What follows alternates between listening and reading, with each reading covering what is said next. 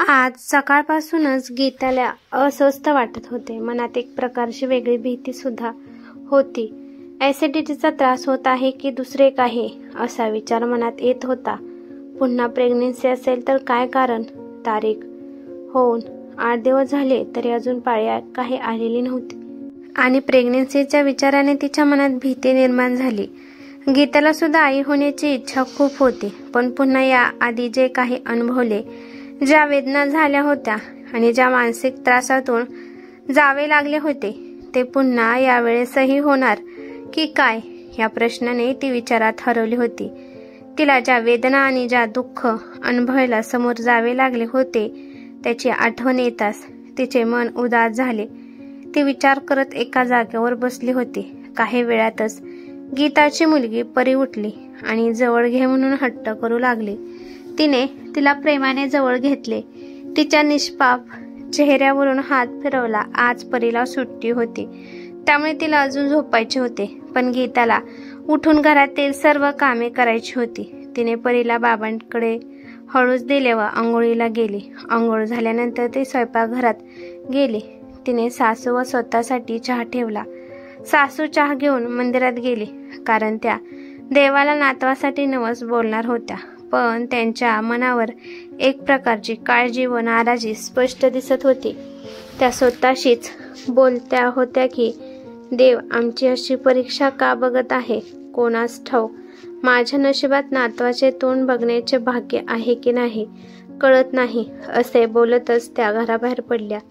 सासू देवाची भक्ती, श्रद्धा, उपवास, उपाय सर्व काही करायच्या. घराण्याला वारस मिळावा, नातू व्हावा म्हणून त्या उपासना करायच्या. घरची परिस्थिती खूप चांगली होती. घरात सर्व सुख सुविधा होत्या, सर्व काही छान चालू होते, पण तिची सासू मात्र नेहमी नातू अजून झालेला नाही म्हणून मनातून नेहमी नाराज असायच्या. देवाची आपल्यावर कृपा नाही असे त्यांना वाटायचे, कारण त्यांच्या इतर चुलत सुनांना पटकन मुलगा झाला, पण आपल्या सुनेला अजून कसा काय मुलगा होत नाही याचे त्यांना राहून राहून वाईट वाटायचे. परी झाल्यानंतर गीता प्रेग्नंट झाली होती, पण मुलगा नाही म्हणून त्यांनीच तर त्या बाळाचा जन्म होऊ दिला नव्हता. त्यांच्याकडून नेहमीच गीताला अपमान व तिरस्कार करावा लागत होता. सासू जे काही वागत होती ते अजिबातच गीताला आवडत नव्हते. एखाद्या जीवाला जन्माला येण्याआधीच मारून टाकायचे हे काही तिच्या मनाला पटायचे नाही, पण सासूपुढे तिचे काही चालायचे नाही. गीताच्या माहेरी मुलगी मुलगा यामध्ये कधीच भेदभाव केला नाही किंवा मुलगाच हवा म्हणून कोणतेच चुकीचे पाऊल उचलले नाही. त्यामुळे असे कोणतेही नकारात्मक वाईट विचार तिच्या मनाला अजिबात पटत नव्हते. मात्र तिच्या सासरी उलट परिस्थिती होती. फक्त नावाला सर्वजण देवांची भक्ती करायचे आणि जवळपास सर्व घराण्यात कोणत्या ना कोणत्या घरात देवीच्या नावावर काही ना काही विधी चालू असायचे. पण जेव्हा देवीच्या खऱ्या रूपात म्हणजे मुलीच्या जन्माबाबत बोलायचे झाले, तेव्हा घरातील मोठ्यांच्या चेहऱ्यावर अशी निराशा व उदासी दिसायची, जणू काही मुलीचा जन्म म्हणजे एक शापच आहे. पण त्यांना हे कसे काय कळत नाही की घरात मुलगी जन्माला आली म्हणजे लक्ष्मीच घरी आली. असा विचार ते का करत नसतील, असा प्रश्न नेहमीच गीताला पडायचा, पण त्याचे उत्तर काही मिळत नसायचे. जेव्हा कधी गीताला एखाद्या वहिनीच्या गर्भपाताची बातमी मिळायची, तेव्हा तिचे मन घृणा आणि रागाने भरून जायचे. असे एखादा आपल्या स्वतःच्या बाळाशी कसं करू शकतो? पण त्या बिचाऱ्या वहिनींचा काही दोष नव्हता. संयुक्त कुटुंबात घरातील मोठ्यांच्या विरोधात जाणे हे काही सोपे काम नव्हते. चांगल्या चांगल्या लोकांचे मनोबल खचते, मग घरात एका वावरणाऱ्या सुनबाई काय त्यांचा विरोध करून संकट ओढून घेईल. पण आता गीताने ठरवले की आता काही झाले तरी हार मानली नाही. ती आपल्या पती रितेश सोबती बोलत होती. प्लीज, हे आपले पहिले मूल आहे, मी त्याला नक्की जन्म देणार, ती ठामपणे म्हणाली. मी तुझी भावना समजू शकतो गीता, आणि हे फक्त तुझे नाही माझेही बाळ आहे. आईला तर समजावीनच, पण इथे आजूबाजूला जमलेल्या असलेल्या नातेवाईकांचे काय करू, जे नेहमी आगीत तेल ओतण्याचे काम करतात. या बाबतीत रितेशही हैराण झाला होता. गीता बोलते, काही झाले तरी मी सोनोग्राफी करणार नाही. काहीही करून आईला तुम्ही समजावून सांगा, असे ते ठामपणे म्हणाले. बाळाबद्दल गीता कोणताही तडजोड करायला नकार दिला आणि तिने त्यानुसार पहिल्या वेळेस जेव्हा ती प्रेग्नेंट झाली तेव्हा पहिले 3-4 महिने ही गोड बातमी कोणालाही न सांगण्याचा निर्णय घेतला. कारण तिला माहिती होते की जे तिच्या इतर जावाबरोबर झाले ते तिच्याही बाबतीत होईल. म्हणून तिने काही महिन्यानंतरच घरात सांगितले की ती आई होणार आहे. तेव्हा सासू काही करू शकली नाही आणि काही महिन्यानंतर परीचा जन्म झाला. तेव्हा सासूने तिच्या मुलीच्या जन्माला नाराज मनाने स्वीकारले. तिच्या जन्मानंतर कोणताही कार्यक्रम केला नाही, तिचे बारसे सुद्धा घातले नाही. पण गीता व रितेश आनंदी होते. बाकी कोणी प्रेम केले नसले तरी ते आपल्या छोट्याशा बाळावर खूप प्रेम करायचे. 2 वर्षांनी गीता पुन्हा गर्भवती झाली. पण यावेळी सासू पूर्ण सजग होती. तिला पहिल्या वेळेची चूक कोणत्याही परिस्थितीत पुन्हा होऊ द्यायची नव्हती. गीताच्या लहानात लहान हालचालीवरही सासूची नजर होती. त्यामुळे ती काहीही करू शकली नाही. आईच्या वागण्याचा रितेशलाही कंटाळा आला होता. तो गीताला बोलतो, आईला प्रत्येक वेळी सांभाळणं माझ्यासाठी अशक्य होते. मागच्या वेळेस आपल्या मनाप्रमाणे आपल्याला करता आले, पण यावेळी आईच्या मनाने होऊ दे. घरातले वातावरण मला सहन होत नाही. मला शांतपणे जगायचे आहे. घरातील प्रत्येक गोष्ट सासू असे काही रडून सांगायच्या, असे काही सर्वांसमोर मांडायच्या की सगळ्यांच्या नजरा गीता आणि रितेशकडे वळायच्या. रोजच्या या कलहाला कंटाळून गीताने नाईलाजाने परिस्थितीशी तडजोड केली होती. तेव्हापासून आतापर्यंत गर्भपाताचा त्रास सहन केलेली गीता पुन्हा आज त्याच वळणावर उभी होती. भूतकाळातील कटू अनुभव आठवून तिचे डोकं दुखू लागले. ती काही वेळ आराम करते आणि संध्याकाळी आपल्या मैत्रिणीला भेटायला जाते, जेणेकरून मनाला थोडी विश्रांती मिळेल, थोडे बरं वाटेल. म्हणून ती मैत्रिणीच्या घरी गेली. मैत्रिणीला आपली परिस्थिती सांगू लागली. तेव्हा मैत्रिणीलाही वाईट वाटले. मैत्रीण गीताला धीर देत बोलू लागली, काळजी करू नकोस. काही वर्षापूर्वी माझ्यासोबतही असेच काहीसे घडले होते. माझ्या मुलीच्या जन्माच्या वेळेस इतका कलह झाला घरात. तिच्या वेळेस मला फसवून डॉक्टरांकडून सोनोग्राफी करून घेतली. त्यांना वाटले की मला काहीच कळले नसेल, पण जेव्हा पोटात मुलगी आहे हे त्यांना कळाल्यावर ते लोक माझ्याकडे गर्भपातासाठी मागी लागले. पण मग मी तयार झाले नाही. आता तू सांग मला, जर माझे आई वडील माझ्याबरोबर असं वागले असते तर मी कसे जन्माला आले असते? मग काय झाले? मैत्रिणीला उत्सुकतेने गीताने विचारत होती. काय होणार? मी माझ्या सासू सासऱ्यांना आणि नवऱ्याला जे काही सुनावले. मी सरळ सांगितले की काही झाले तरी मी माझ्या बाळाची हत्या करणार नाही. माझे हातपाय सलामत आहेत. माझे शिक्षण झाले आहे. कसंही करून माझा आणि माझ्या मुलीचे मी पोट भरेन, तेही तुमच्याकडून काही अपेक्षा न ठेवता, आणि काही मागायला तुमच्या दारात येणार नाही. माझ्या सासरचे जुन्या विचाराचे होते. सोबत नवराही त्यांना सामील होता. मग अजूनच त्यांना बळ मिळाले आणि त्यानंतर मग माझ्या सासूने मला घराबाहेर काढून टाकले. मग मीही ठरवले अशा नवऱ्याला दूर केले पाहिजे, जो दुःखात बायकोची साथ देण्याऐवजी आईच्या मागे लपून बसेल. आणि असा नवरा जो आज कामाला आला नाही तो उद्या आपल्यावर वाईट वेळ आली तरी काय कामाला येणार, कशी आपली साथ देणार. म्हणून तेव्हाच मी कठोर निर्णय घेतला. अर्थात त्यावेळेस तो निर्णय घेणे सोपे नव्हते, पण मला माझ्या मुलीच्या अस्तित्वासाठी हे करावे लागले. आणि आता स्वतः कमावते आणि मुलीला फक्त एकच गोष्ट शिकवते की कोणाकडून, जगाकडून काही अपेक्षा ठेवू नकोस. स्वतःला मजबूत बनव, तर स्वतःचे अस्तित्व अबाधित ठेवू शकतेस.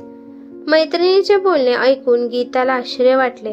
अशा विचाराचे लोक फक्त तिच्या घरात नाही तर इतरही घरात, समाजात असे विचार खोलवर रुजले होते.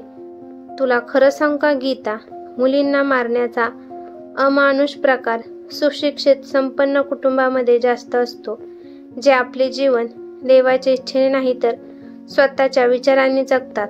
अनेक कुटुंबांमध्ये आजही मुलीच्या जन्माचा स्वीकार करत नाहीत, अशी मानसिकता जी त्यांना स्वतःच्या अंशाचा नाश करण्यासाठी प्रवृत्त करते. त्यामुळे आपण खंबीर व्हावे लागते. म्हणूनच तू सुद्धा आता तुला योग्य वाटणार निर्णय घे. असे हतबल होऊन राहू नकोस.